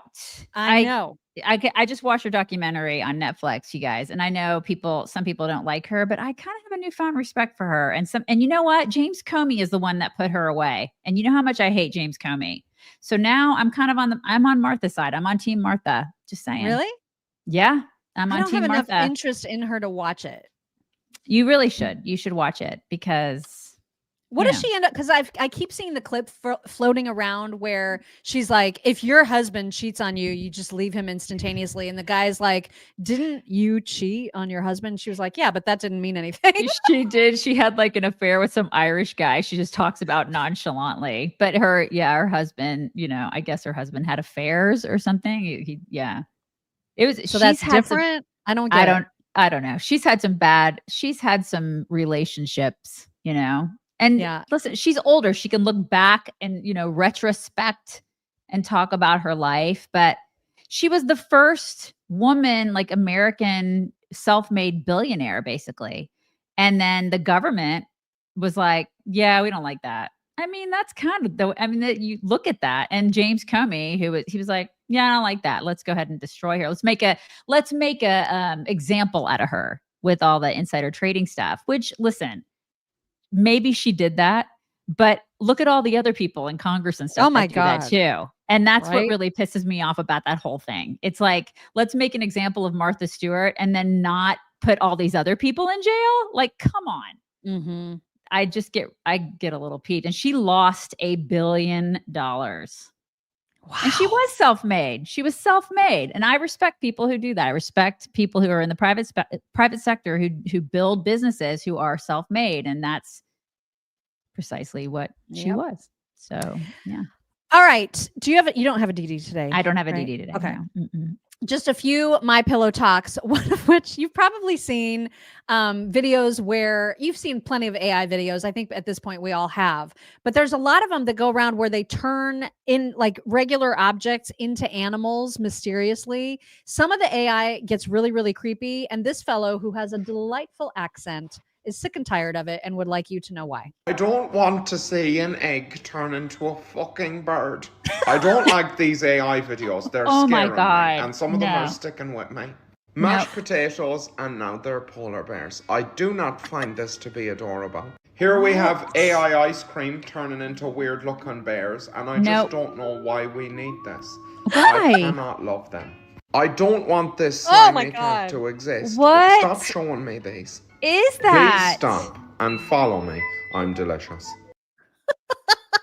His voice is really weird too. I know. I love that little accent. It was so perfect. I don't know. What was it? What was his accent? Was it Irish? Wasn't that like Scottish or something? Scottish? Okay. I feel Scottish. like it All right. was Scotch Irish. Scottish. Okay. It was All right. Scottish. Scottish. Also, this is for you because you had a boxer. Yes, Tessie And LaRue. Tessie LaRue. Best dog ever, you guys. She would have never done anything like this. How'd you get in there? Oh my gosh. What the? Tessie LaRue would not have done that. She would have never. She wouldn't have. Tessie, she had perma RBF too. She just had that face where she always looked like she was mad at you, but she wasn't mad. Oh, she was wasn't. never mad. She was never mad at you. I miss her. I know. So she good. judged you, but like never in a mean way. No. She would look at you in judgment, but like still be like, it'll be fine. It's fine. You can pet me. It's fine. Mhm. The next two, I'm not going to end with anything that gives anxiety because it would leave you with anxiety. I don't want to do that. But these next two do cause anxiety for me. Oh God, here we go. Maybe it's a me thing. I don't know. But like cows. Okay, so also this is for you because of cows. So there's a Okay. cow that is face to face with a cobra. Okay. Uh-huh. You don't F with cobras. They can kill you. They can. And this cow is like, let's just be friends. Let's and party. I can't. It gives me so much anxiety. Look at this.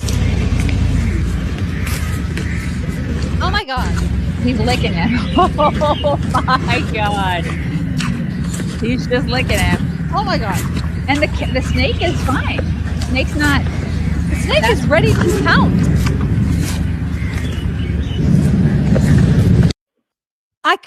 The snake didn't attack him though. That's He the tried. thing. And what He kills was me is that he was disarmed because he was like, why is this cow licking me? I'm trying to kill it.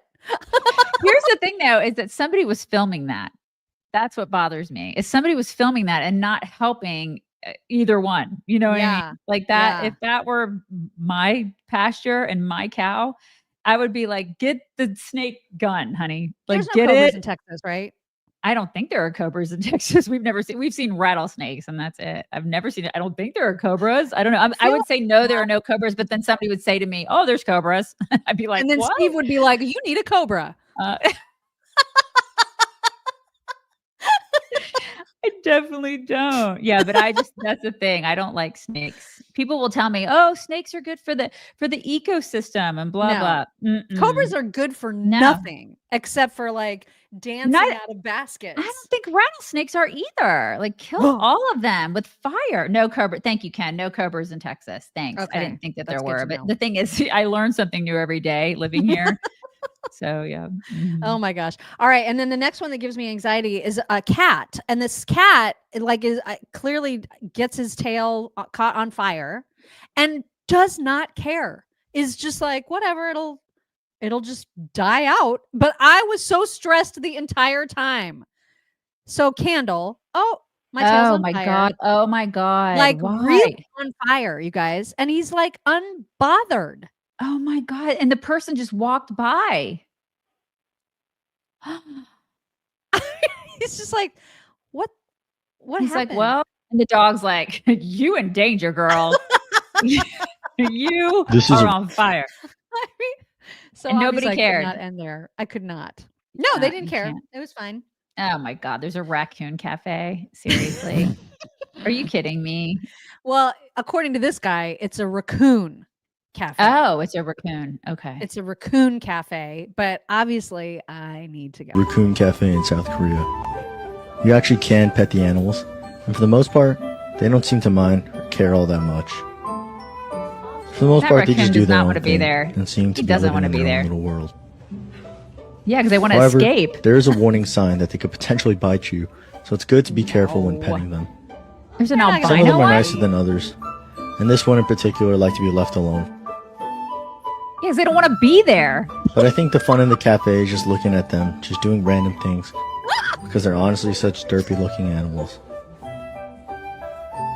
They're I definitely like, spent a lot more time in this cafe than I initially planned, because I was just having too much fun watching them.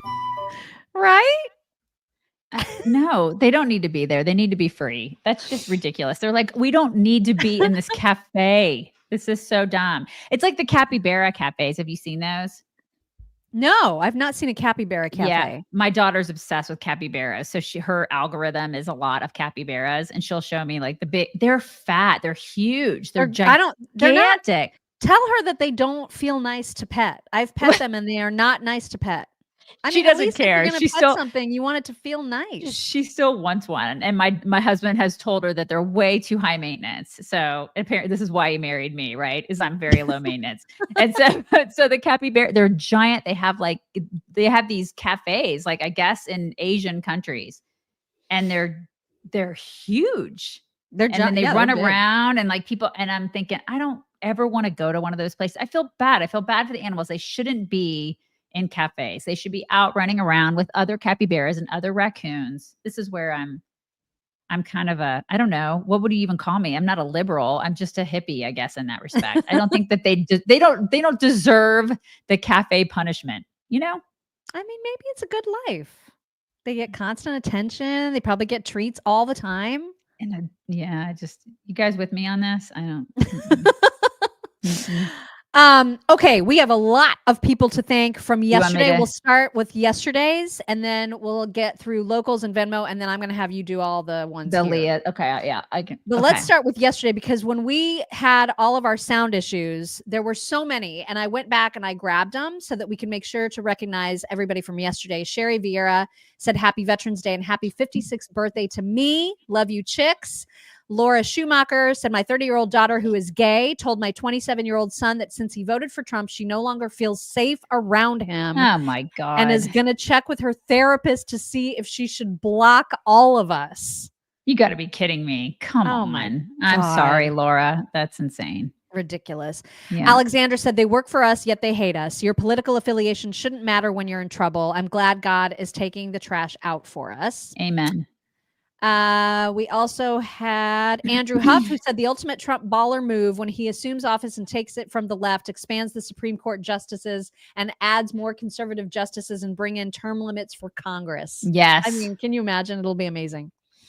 Kim Lambert said Kamala is a prosecutor, not a judge. She's not even qualified to be a justice. Are you kidding me? Love you, chicks. Paula Johnson said, talk about lowering the bar. Kamala on Supreme Court. I thought you had to be able to think, know the Constitution, and be articulate. So true. Mm-hmm.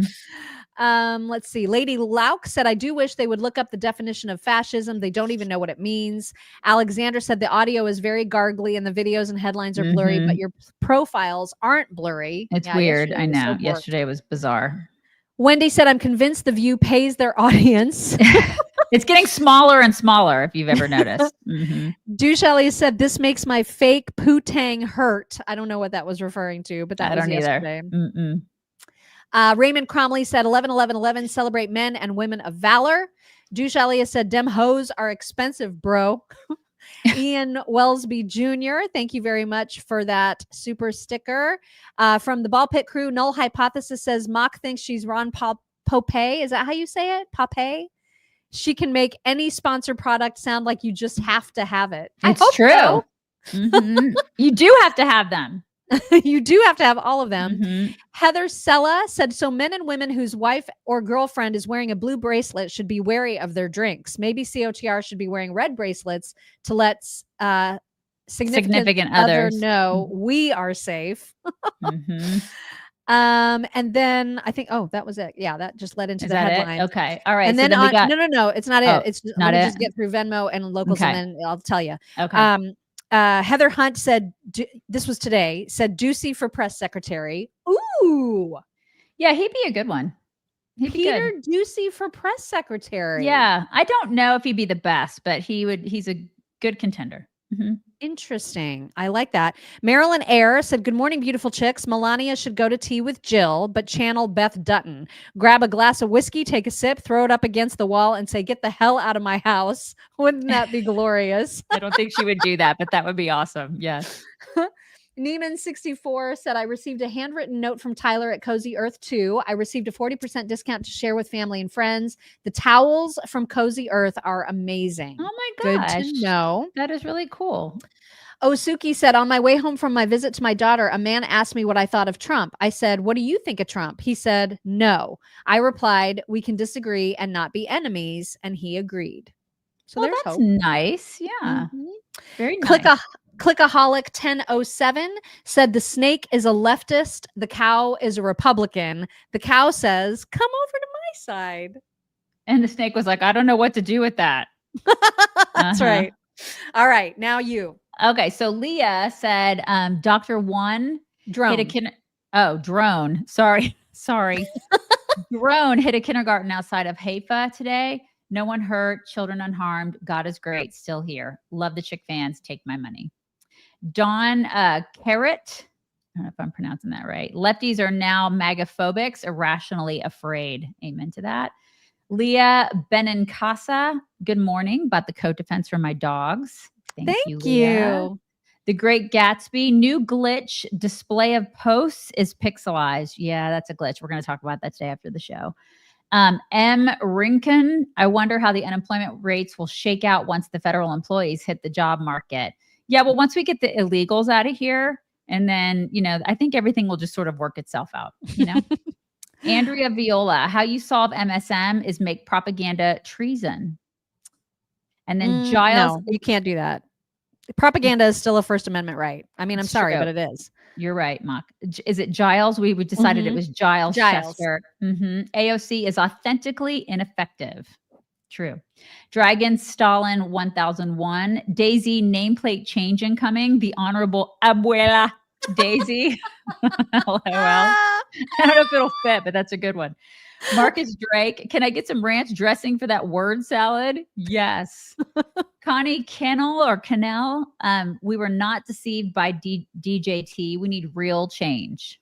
Yep. Yes. Sheila Larson. Good morning, Chick Nation. Heading out for a quick vacation. I always go to the happiest place on earth for my birthday. Wishing you all a great week. I'm assuming that's Disney. Yes, because there's ears in her profile picture. Oh, that makes sense. Aaron Powers. I'm with Daisy. Totally new level of respect for Martha Stewart after watching that documentary. That woman is the definition of bad bitch. Worth watching. It really is. It's a good documentary. Yeah, I like her now. Jose Rodriguez, morning from Texas, y'all. Hey, Daisy, here's some abuela money. Just take it. I love it. And I think that's it. I think we got everybody covered.